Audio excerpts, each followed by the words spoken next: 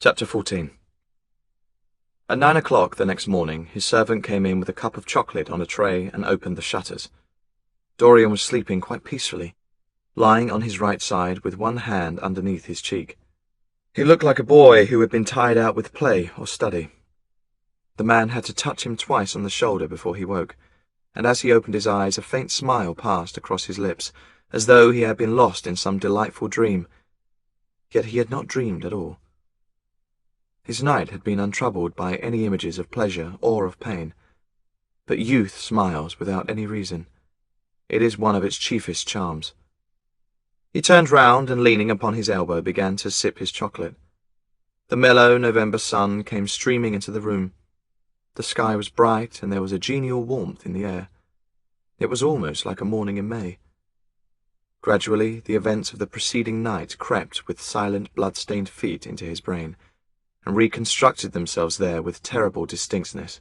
He winced at the memory of all that he had suffered, and for a moment the same curious feeling of loathing for Basil Hallward that had made him kill him as he sat in the chair came back to him, and he grew cold with passion. The dead man was still sitting there too, and in the sunlight now. How horrible that was! Such hideous things were for the darkness, not for the day. He felt that if he brooded on what he had gone through, he would sicken or grow mad. There were sins whose fascination was more in the memory than in the doing of them, strange triumphs that gratified the pride more than the passions, and gave to the intellect a quickened sense of joy, greater than any joy they brought or could ever bring to the senses. But this was not one of them. It was a thing to be driven out of the mind, to be drugged with poppies, to be strangled lest it might strangle one itself. When the half-hour struck, he passed his hand across his forehead, and then got up hastily and dressed himself with even more than his usual care, giving a good deal of attention to the choice of his necktie and scarf-pin, and changing his rings more than once. He spent a long time also over breakfast, tasting the various dishes, talking to his valet about some new liveries that he was thinking of getting made for the servants at Selby, and going through his correspondence. At some of the letters he smiled. 3 of them bored him. One he read several times over, and then tore up with a slight look of annoyance in his face. That awful thing, a woman's memory, as Lord Henry had once said. After he had drunk his cup of black coffee, he wiped his lips slowly with a napkin, motioned to his servant to wait, and going over to the table sat down and wrote 2 letters. One he put in his pocket, the other he handed to the valet. Take this to 152 Hertford Street, Francis, and if Mr. Campbell is out of town, get his address. As soon as he was alone, he lit a cigarette, and began sketching upon a piece of paper, drawing first flowers and bits of architecture, and then human faces. Suddenly he remarked that every face that he drew seemed to have a fantastic likeness to Basil Hallward. He frowned and, getting up, went over to the bookcase and took out a volume at hazard. He was determined that he would not think about what had happened until it became absolutely necessary that he should do so. When he had stretched himself on the sofa, he looked at the title page of the book. It was Gautier's Emo à Camille, Charpentier's Japanese paper edition, with the Jacquemart etching. The binding was of citron green leather, with a design of gilt trellis work and dotted pomegranates. It had been given to him by Adrian Singleton. As he turned over the pages, his eye fell on the poem about the hand of Lacenaire, the cold, yellow hand, de supplice encore mal levé, with its downy red hairs and its doigts de faune. He glanced at his own white taper fingers, shuddering slightly in spite of himself, and passed on, till he came to those lovely stanzas upon Venice. Sur une gamme chromatique, le Seine de Père-Ruisson, l'avenue de l'Adriatique, sur de l'eau son con rose et blanc, les dômes celos des ondes suivant les phrases au peu contour, s'enfont comme le gorge ronde que soufflait un soupir d'amour. Le cuivre bordé et me dispose, jetant son amarre au pilier, devant une façade rose, sur le marbre d'un escalier. How exquisite they were! As one read them, one seemed to be floating down the green waterways of the pink and pearl city, seated in a black gondola with silver prow and trailing curtains. The mere lines looked to him like those straight lines of turquoise blue that follow one as one pushes out to the Lido. The sudden flashes of colour reminded him of the gleam of the opal and iris-throated birds that flutter round the tall, honeycombed campanile, or stalk, with such stately grace through the dim, dust-stained arcades. Leaning back with half-closed eyes, he kept saying over and over to himself, "Devant une façade rose, sur le marbre d'un escalier." The whole of Venice was in those two lines. He remembered the autumn that he had passed there, and a wonderful love that had stirred him to mad, delightful follies. There was romance in every place, but Venice, like Oxford, had kept the background for romance, and to the true romantic, background was everything, or almost everything. Basil had been with him part of the time, and had gone wild over Tintoret. Poor Basil. What a horrible way for a man to die. He sighed and took up the volume again and tried to forget. He read of the swallows that fly in and out of the little cafe at Smyrna, where the hadjis sit counting their amber beads and the turbaned merchants smoke their long tasselled pipes and talk gravely to each other. He read of the obelisk in the Place de la Concorde that weeps tears of granite in its lonely, sunless exile, and longs to be back by the hot, lotus-covered Nile, where there are sphinxes and rose-red ibises, and white vultures with gilded claws and crocodiles with small beryl eyes that crawl over the green steaming mud. He began to brood over those verses, which, drawing music from kiss-stained marble, tell of that curious statue that Gautier compares to a contralto voice, the monstre charmant that couches in the Porphyry room of the Louvre. But after a time the book fell from his hand. He grew nervous, and a horrible fit of terror came over him. What if Alan Campbell should be out of England? Days would elapse before he could come back. Perhaps he might refuse to come. What could he do then? Every moment was of vital importance. They had been great friends once, 5 years before, almost inseparable indeed. Then the intimacy had come suddenly to an end.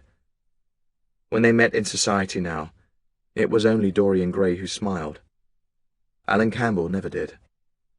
He was an extremely clever young man, though he had no real appreciation of the visible arts, and whatever little sense of the beauty of poetry he possessed, he had gained entirely from Dorian. His dominant intellectual passion was for science. At Cambridge he had spent a great deal of his time working in the laboratory, and had taken a good class in the natural science tripos of his year.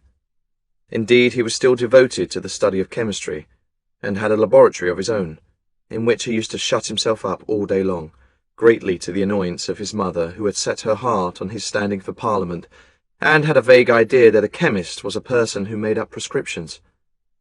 He was an excellent musician, however, as well, and played both the violin and the piano better than most amateurs. In fact, it was music that had first brought him and Dorian Gray together, music and that indefinable attraction that Dorian seemed to be able to exercise wherever he wished, and indeed exercised often without being conscious of it. They had met at Lady Berkshire's the night that Rubinstein played there, and after that used to be always seen together at the opera, and wherever good music was going on. For 18 months their intimacy lasted. Campbell was always either at Selby Royal or in Grosvenor Square. To him, as to many others, Dorian Gray was a type of everything that is wonderful and fascinating in life. Whether or not a quarrel had taken place between them, no one ever knew. For suddenly people remarked that they scarcely spoke when they met, and that Campbell seemed always to go away early from any party at which Dorian Gray was present. He had changed too, was strangely melancholy at times, appeared almost to dislike hearing music, and would never himself play, giving as his excuse, when he was called upon, that he was so absorbed in science that he had no time left in which to practice. And this was certainly true. Every day he seemed to become more interested in biology, and his name appeared once or twice in some of the scientific reviews in connection with certain curious experiments. This was the man Dorian Gray was waiting for. Every second he kept glancing at the clock. As the minutes went by, he became horribly agitated. At last he got up and began to pace up and down the room, looking like a beautiful caged thing. He took long, stealthy strides. His hands were curiously cold. The suspense became unbearable. Time seemed to him to be crawling with feet of lead, while he, by monstrous winds, was being swept towards the jagged edge of some black cleft of precipice. He knew what was waiting for him there, saw it, indeed, and shuddering, crushed with dank hands his burning lids as though he would have robbed the very brain of sight and driven the eyeballs back into their cave. It was useless. The brain had its own food on which it battened, and the imagination, made grotesque by terror, twisted and distorted as a living thing by pain, danced like some foul puppet on a stand, and grinned through moving masks. Then suddenly, time stopped for him. Yes, that blind, slow-breathing thing crawled no more, and horrible thoughts, time being dead, raced nimbly on in front, and dragged a hideous future from its grave and showed it to him. He stared at it. Its very horror made him stone. At last the door opened, and his servant entered. He turned glazed eyes upon him. "Mr. Campbell, sir," said the man. A sigh of relief broke from his parched lips, and the colour came back to his cheeks. "Ask him to come in at once, Francis." He felt that he was himself again. His mood of cowardice had passed away. The man bowed and retired. In a few moments Alan Campbell walked in, looking very stern and rather pale, his pallor being intensified by his coal-black hair and dark eyebrows. "Alan, this is kind of you. I thank you for coming." "I had intended never to enter your house again, Grey. But you said it was a matter of life and death." His voice was hard and cold. He spoke with slow deliberation. There was a look of contempt in the steady, searching gaze that he turned on Dorian. He kept his hands in the pockets of his astrakhan coat, and seemed not to have noticed the gesture with which he had been greeted. "Yes, it is a matter of life and death, Alan, and to more than one person. Sit down." Campbell took a chair by the table, and Dorian sat opposite to him. The two men's eyes met. In Dorian's there was infinite pity. He knew that what he was going to do was dreadful. After a strained moment of silence, he leaned across and said very quietly, but watching the effect of each word upon the face of him he had sent for, "Alan, in a locked room at the top of this house, a room to which nobody but myself has access, a dead man is seated at a table. He has been dead 10 hours now. Don't stir, and don't look at me like that. Who the man is, why he died, how he died, are matters that do not concern you. What you have to do is this—" "Stop, Grey. I don't want to know anything further. Whether what you have told me is true or not true doesn't concern me. I entirely decline to be mixed up in your life. Keep your horrible secrets to yourself. They don't interest me any more." "Alan, they will have to interest you. This one will have to interest you. I'm awfully sorry for you, Alan, but I can't help myself. You are the one man who was able to save me. I'm forced to bring you into the matter. I have no option. Alan, you are scientific. You know about chemistry and things of that kind. You have made experiments. What you have to do is destroy the thing that is upstairs, to destroy it so not a vestige of it will be left. Nobody saw the person come into the house. Indeed, at the present moment, he is supposed to be in Paris. He will not be missed for months. When he is missed, there must be no trace of him found here. You, Alan, you must change him, and everything that belongs to him, into a handful of ashes that I may scatter in the air. You are mad, Dorian." "Ah, I was waiting for you to call me Dorian. You are mad. I tell you, mad to imagine that I would raise a finger to help you. Mad to make this monstrous confession. I will have nothing to do with this matter, whatever it is. Do you think I'm going to peril my reputation for you? What is it to me what devil's work you are up to? It was suicide, Helen. I'm glad of that. But who drove him to it? You, I should fancy. Do you still refuse to do this for me?" "Of course I refuse. I will have absolutely nothing to do with it. I don't care what shame comes on you. You deserve it all. I should not be sorry to see you disgraced, publicly disgraced. How dare you ask me, of all men in the world, to mix myself up in this horror? I should have thought you knew more about people's characters. Your friend Lord Henry Wotton can't have taught you much about psychology, whatever else he has taught you. Nothing will induce me to stir a step to help you. You have come to the wrong man. Go to some of your friends. Don't come to me. Alan, it was murder. I killed him. You don't know what he has made me suffer. Whatever my life is, he had more to do with the making or the marring of it than poor Harry has had. He may not have intended it. The result was the same. Murder. Good God, Dorian. Is that what you have come to?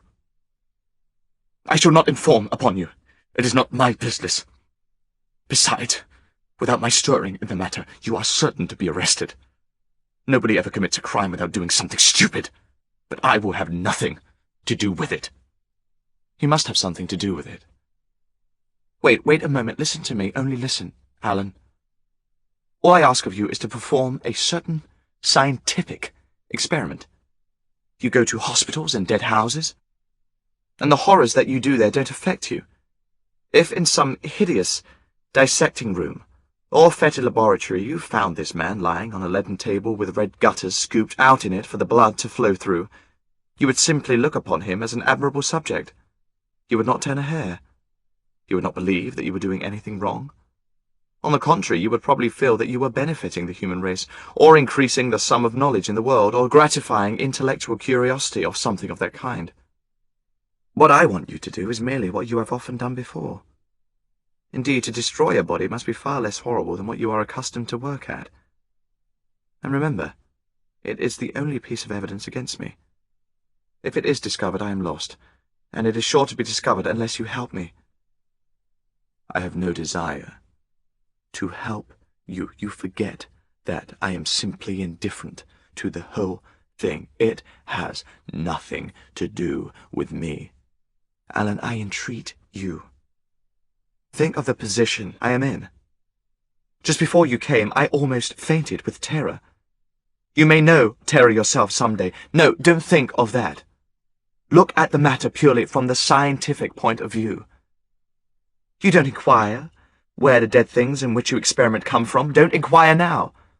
I have told you too much as it is, but I beg you to do this. We were friends once, Alan.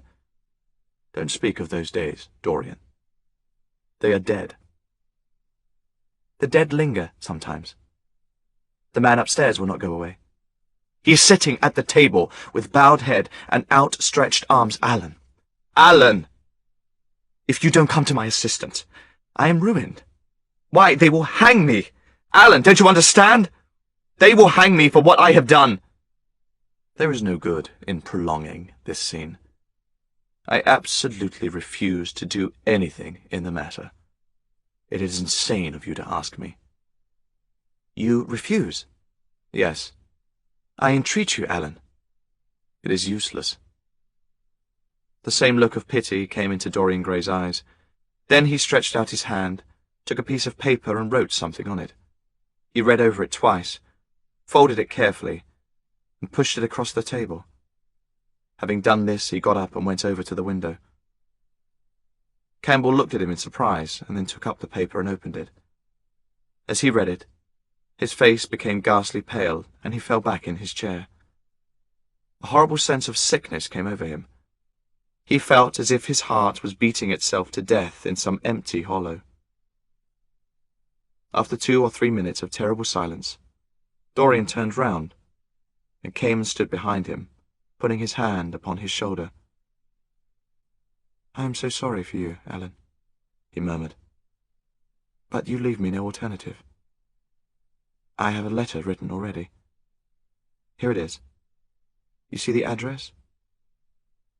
If you don't help me, I must send it. If you don't help me, I will send it.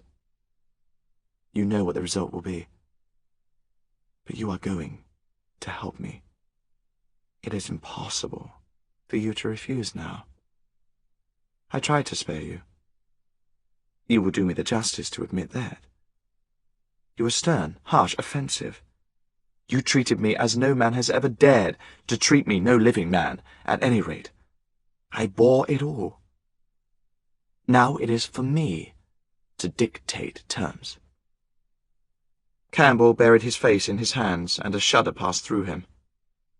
Yes, it is my turn to dictate terms, Alan. You know what they are. The thing is quite simple. Come, don't work yourself into this fever. The thing has to be done. Face it, and do it. A groan broke from Campbell's lips, and he shivered all over.